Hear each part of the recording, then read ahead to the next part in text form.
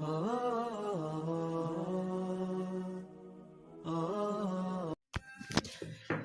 alaikum warahmatullahi wabarakatuh. Sheikh Igwe, mtaalamu wa kufungua pasi za maradhi mbalimbali.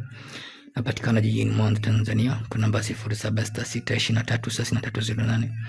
Napima kabla kumpa mgonjwa tiba aina yoyote anayofikia mgonjwa. Mgonjwa afika ofisini kwangu, usife maskini. Ukifa maskini umechagua mwenyewe, wala usitake na maradhi mashida na yoyote. Sikusi kupata pete zangu, sikusi kupata viumbe vinakupa unachotaka kwa muda siku moja bila kafara wala masharti na yoyote. Tuepuke sana mihemungu kwenye elimu ya tiba. Tuepuke sana dawa za kununua madukani. Tuepuke sana kutumia dawa bila kupima.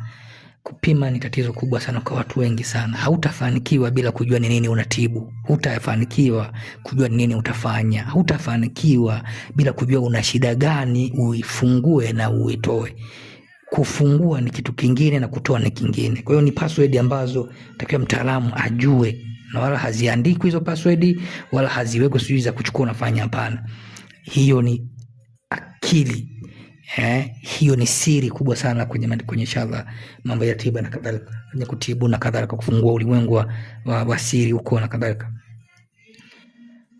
Tuepuke sana mihemuko, tusome ndugu zangu, tujifunze. Limetiba ni ngumu sana. Ikiwa umelishwa uchawi, wapo ndugu zetu wengi sana ambao wanalishwa uchawi, inshallah wanateseka sana. Masomo, dawa zipo nyingi sana za kulishwa uchawi.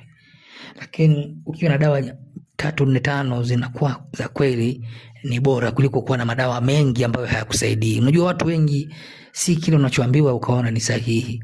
Hapana. Unaweza ukawa umejaza vitabu ndani, madaftari ndani, lakini yanakuwa hayana msaada wote. Kwa hiyo inshallah tuepuke sana mihemuko kwenye tiba. Kwa hiyo inshallah tujifunze elimu sahihi tupate majibu. Ukitaka ukiwa umelishwa uchawi, imma ndugu yako analishwa uchawi, ili umuondoke wa uchawi,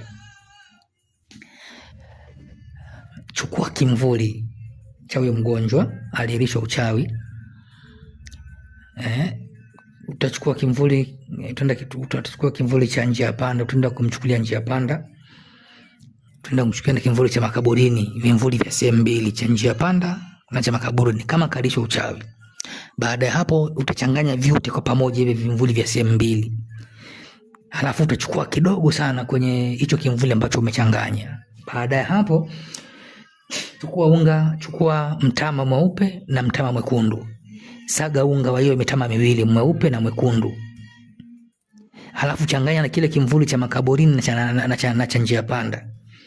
Kwa vimvuli vyote hivyo viwili utachanganya pamoja na hizo mtama na unga wa mahindi wa mtama mweupe na mtama mwekundu. Ukishachanganya ndugu yangu vizuri, kisha utaandaa maji. Maji kidogo tu ya wastani. Ukishaandaa hayo maji, inshallah utachukua utomvu kidogo wa mnyara. Tutachukua mtovu kidogo wa mnyara. Huu ni utomvu hatari sana kwenye mambo mengi sana ya kulishwa vitu. Utachukua kidogo utomvu, utachanganya kwenye yale maji. Halafu utachukua sana ile michanga, unachanganya kwenye ule unga na kadhalika. Halafu unasongea ugali, yana kitu inakuwa kaugu, unapata tonge la ugali. Kisha fanya hivyo, unasubiria asubuhi mapema sana. Utachukua maji ya dafu. Utachukua dafu au nazi. Yaani kazi utaifanya asubuhi, utachukua nazi au dafu. Halafu unachukua yale maji yake. Yale maji ndio utatumia kumezea lile tonge. Yale maji ya nazi ima dafu unatumia kumezea lile tonge ambalo umeliandaa kitaalamu hivyo. Ndugu yangu, hata kama kalishwa uchawi kutoka wapi, hii inasafisha kabisa.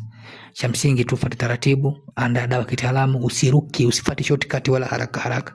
Tiba haitaki shortcut wala haraka. Pita njia zote kitaalamu upate faida. Usichukui tu hii haraka babu, utapona wala utapata hata majibu. Tumia dawa kwa utaratibu, inshallah Mungu akufanyie wepesi. Usiteseke na uchawi inshallah wa kulishwa.